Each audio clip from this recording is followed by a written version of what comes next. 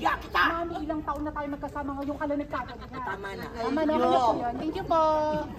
I just want to say thank you sa lahat ng nagpunta ngayon sa surprise screening namin. So, kung ano yung mapapanood nyo tonight, yan, malalaman nyo in just a moment. So, I hope everyone will share the word about this film kasi very special to sa amin and we're very excited na mapanood din na tong na movie namin. So, ayan. So, please enjoy and gusto nyo record yung mga reaction ng mga tabi na mamaya, feel free to do that. If, ayan, anong reaction nyo later, pwede nyo i-share sa social media. Just tag us sa Viva Films. And ayan, enjoy. Thank you.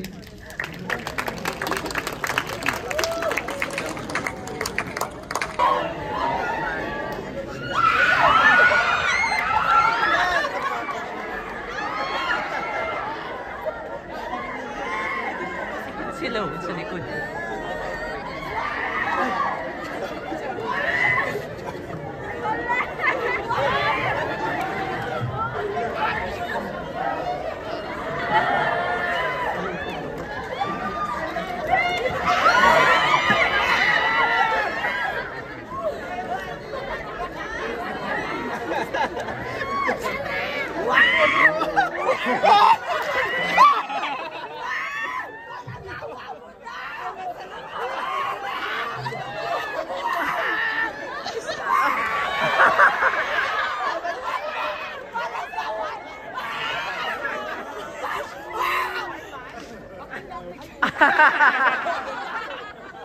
Give it up for Lily! Here with us also is the cast and director of Lily. So may we call Piado, Mr. Reza known in Heaven Paralelo. And then we'll be having a quick Q&A session lang. If you guys have questions, just raise your hand. So, yun po.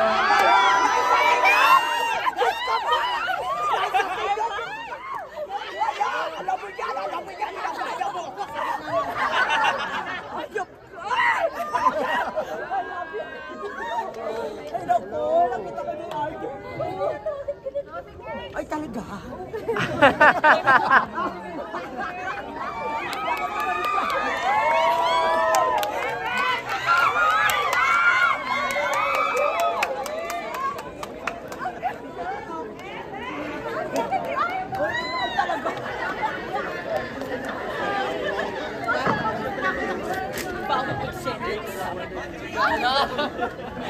You can few words po, from the cast and director po.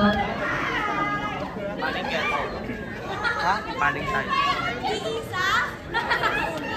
Bakit twin? Hello everyone! Thank you sa inyo sa pagpunta ngayong gabi. Na-surprise pa kayo. Maraming salamat. Thank you. Good evening everyone. Sana nag-enjoy kayo. Napanood nyo ang Lilim kayo. Kauna-unahan. Kami hindi pa namin napapanood. Sa totoo lang. So kayo kauna-unahan nanood ng Lilim. Congratulations. At sana huwag niyo muna pong i-post. Huwag niyo muna pong i-post kung naman yung nakita nyo. Ano yung pwede i-post? Mother! Hi everyone! Grabe nakakatuwa kasi nung nandyan ako sa likod kanina, so naririnig ko lahat ng reactions nyo. And maraming salamat. Oo, siya yung police, yung mga pinagkatawanan nyo at some point, nakakatawa din naman. Pero ayun, nakakatuwa na nag-enjoy po kayo. At sana po tulungan nyo kami ipalaganap, diba? Itong magandang movie na to. So ayun po. Thank you everyone. Sana nag-enjoy kayo sa surprise screening. Actually, parang ito yung first screening namin sa Philippines, no? Coming from Rotterdam. So parang kayo yung unang nakanood nito. In a way, parang Philippine premiere. So I hope nag-enjoy kayo and pagdating ng March, please help promote the film. Thank you. If you guys have any questions, just raise your hand and let's open the floor for our Q&A.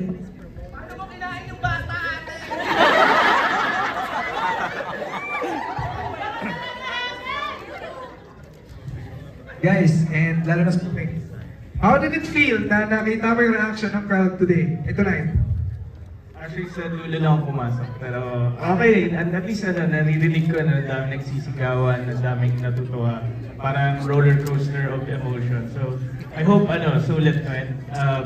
Hopefully by March nga, support siya ng Philippine audience. Kasi minsan lang kami bigyan ng opportunity gumawa ng mga gantong movies, lalo na from studio. So, napaka-big opportunity and big privilege na mga gawa ng genre movies like Living na rated R, no? So, hindi kami na-hold back dun sa horror. So, I hope, nag-enjoy kayo and please spread the word pag, In advance sa inyong lahat, congratulations.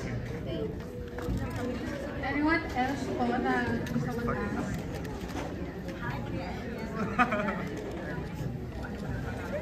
CJ Vlogs. Ako? Tatanong Pwede Raise din. your hand lang po sa mga gusto mag-ask. Eka, dito daw. Si Matsuda.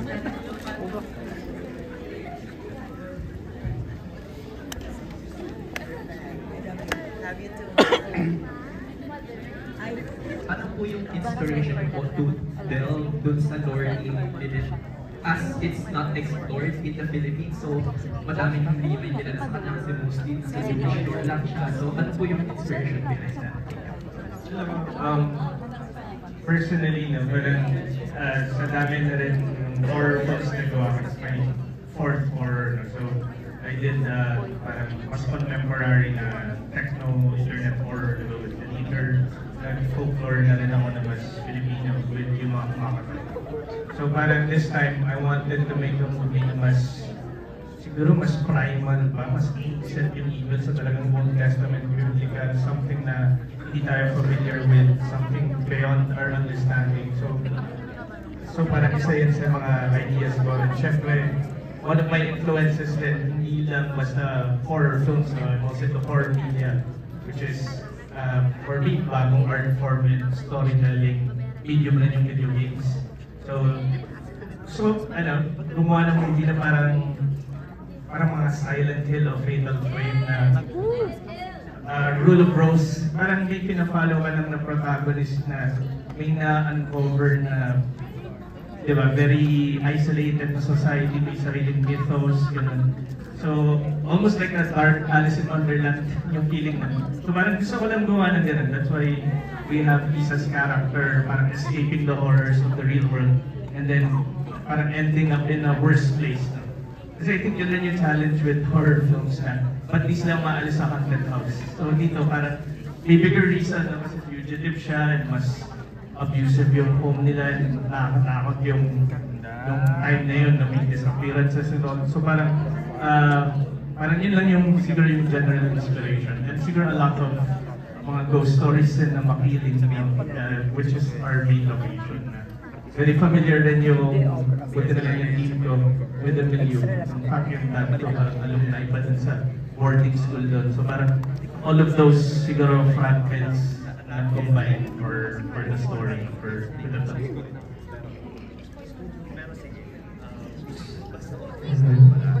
Yung question ko po is para kayo. Heaven, I will say this as a compliment.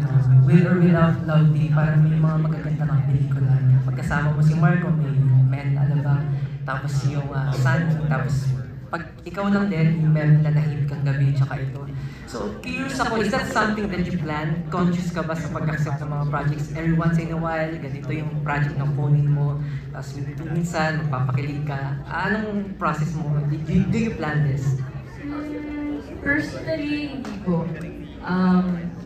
Mostly, nag-oo lang ako pag... Depende rin sa kasi yung manager ko si Mom. Oo. So siya ang manager ko at si Boss Vic. Diba? So sila yung parang naghuhulma na ng career ko. And I'm just really grateful na nabibigyan ako ng, alam mo yun, ng napakagandang films. Diba? Ang ganda naman discover. Dahil dito kay Direk, syempre first horror ko pa sa kanya. So siya yung parang pinapangarap ko na makatrabaho. And finally, ito na nga. I mean, pagka-work na kami. in that case. Congratulations. Maraming salamat. And before we jump in, yes. So, yun pa, for our last question, then po sa side. Opo. Congratulations po sa nakakatakot na pelikula. Tanong po kay Miss Heaven. Yung last na eksena po with the baby, gusto lang po namin malaman kung ano po yung iniisip niyo during the time. Super creepy po nung ngiti niyo. So, gusto lang namin malaman kung ano yung iniisip niyo nung eksena yun habang sinushoot. Bakit ganun nakakatakot? Okay, so ang preparation ko kasi para sa film na to, hindi kailangan ko manood ng horror films. Ako, ganun yung preparation ko. So parang, you know what? I'm gonna watch horror films. Lahat ng horror films pinanood ko, pero hindi ko kaya mag-isa. So, kasama ko si Marco. Tapos kami dalawa ni Marco, sabi ko, paano kaya yun? Eh, nabasa ko na yung script. Ano kaya magiging nakakatakot, no? So, siya yung experiment ko. So, siya yung, pag-effective ko sa kanya, yung tipong sumisigaw na siya, saka tumatakbo. Yun yung ginawa ko doon. Sabi ko, okay, yun nga yung gagawin ko. So, basically, parang, nag-practice talaga ako ng smile na yun, yung mata na parang patay na hindi mo maintindihan. Pin-practice ko yun kay Marco. So, I think, effective naman. Thank you. Thank you. Thank you.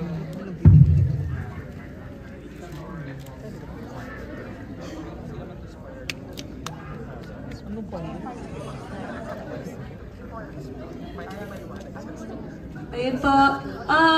That's it for our Q&A and for our little surprise screening. Na-surprise pa kayo, guys? Thank you, everyone! Let's give a round of applause for Lilith!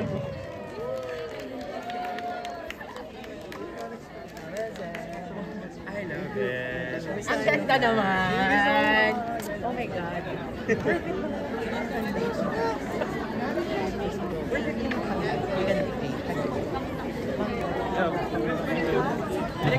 Ay, sorry. Kuro ba talaga? Thank you. Ano daw? Siya yung nando doon? Siya rin yung sa set visit. Ikaw yun? Biglang lumayo eh. Yung may mga impromptu.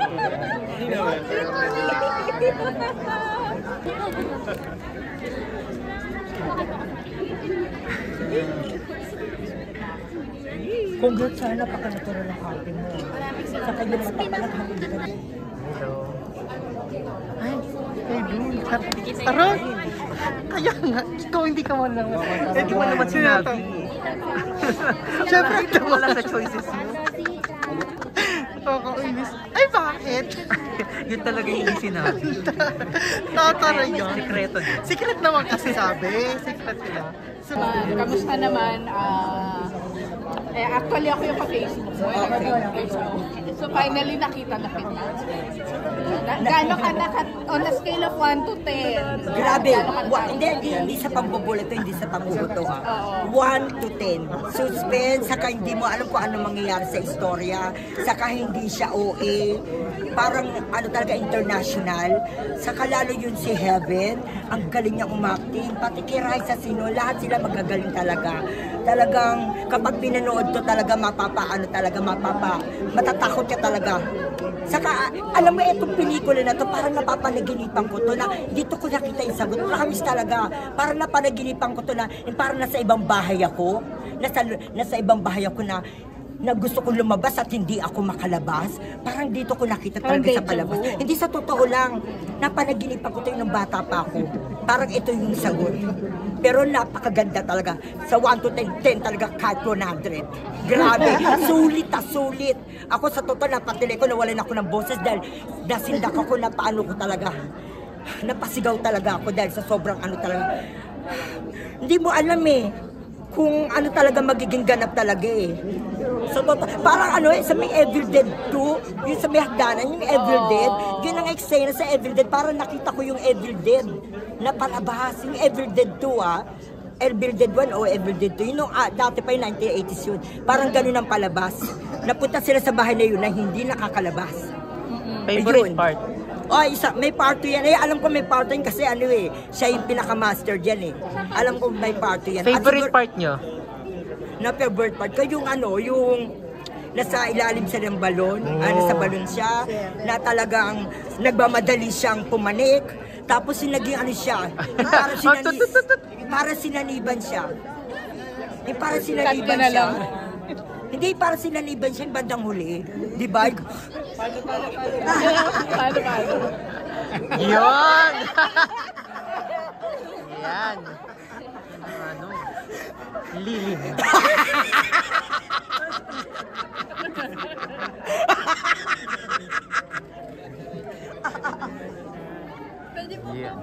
So, ang gulo ni Raisa, grabe, pati si Angel. Si Heaven Paralejo. Grabe pala kasi si Heaven Paralejo, parang nakikita ko si Judy Ann Santos sa kanya. Kasi parang ganun yung galawan ni Judy Ann Santos. Parang silang Judy Ann Santos yung bata siya.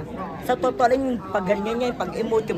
Saka yung mata niya nababasag, at hindi siya sumigaw, hindi siya magsalita. Nakikita mo yung galawan niya, napakahusay. Ayun. Arman, bukod of course kay Heaven, di ba si Kim Chu yung isang namamayagpag sa horror na... Oo. Masasabi mo bang pwede na siyang ihilera kay Kim Chu? Ay, grabe, hindi. Sa totoo napakahusay. Napahanga ako, bilib talaga ako sa kanila. Si Raisa pala. Ayoko, sige, ikaw pa. Nasanay hindi ako. Sige, yan. Sige, video rin. Sige, sali. Siyempre, hindi mo na ito starstruck. Ready po. Diyos ko. Diyos ko po! Diyos ko po! Diyos ko po! Diyos ko po! Hoy, napaka ako!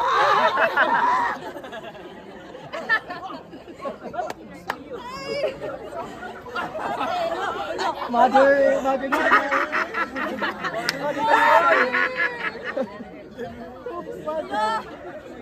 Okay lang ba siya? Medic! Ay, hindi. Grabe naman yun. Siyempre naman. Masaya ako sa ginagawa ko, di ba? At higit sa lahat, sana supportan niyo po My Ilongga Girl. Kikinig ko sa kakimal. Wait lang! Lilim tayo dito! Ay, kay Lilim. Bawa ka na sarili mo, Sorry. Respond! Ay, hindi. Sa totoo lang yung pelikula nito, grabe talaga. Eh, nasabi ko na kasi lahat kanina. Sa totoo lang, lahat na sinabi ko na. Ay, kipress con siya na Ilonggo Girl, Ay, hindi. Ito masasabi ko, napakaganda ng pelikula. Sa simula, hanggang sa huli. Dito para ka nanood ng Evil Dead 1, 2. Hindi ganun talaga yun sa Evil Dead. Ganyan nakikita kong palabas. Grabe, hindi kayo magsisisi. Lalo si Raisa sa kasi, Heaven. Heaven pa rin, bakit? Hindi pa pwede gumalinlat? Di ba? Andyan sa totoo na napakagrabe. Ay, sige. Tapos siya naman na sa Liban. Grabe. At alam ko may parto to. Napakaganda ng pelikula. At higit sa lahat, maraming manonood nito. Kapag may nanood nito, sigurado ko hindi magsisisi. Promise yan. Kung ikaw po ba si Isa, babalik ka rin doon? Saan? Di ba bumalik siya, nakatakas na? Oo, babalik ako kasi sa mga bata. Huwag naman tayo maging makasarili, di ba? Tatakas nga tayo, makakaligtas na tayo. Pero matitiis mo ba ang puso mo, yung mga bata, iiwanan mo? Siyempre, magbubuhis buhay ka. Kahit mamatay ka, at least, ang importante na iligtas mo yung mga bata. Nakaharap. Kung kailangan ka itong patayin, papatayin kita! Tatandaan mo, hindi ako natatakot sa'yo.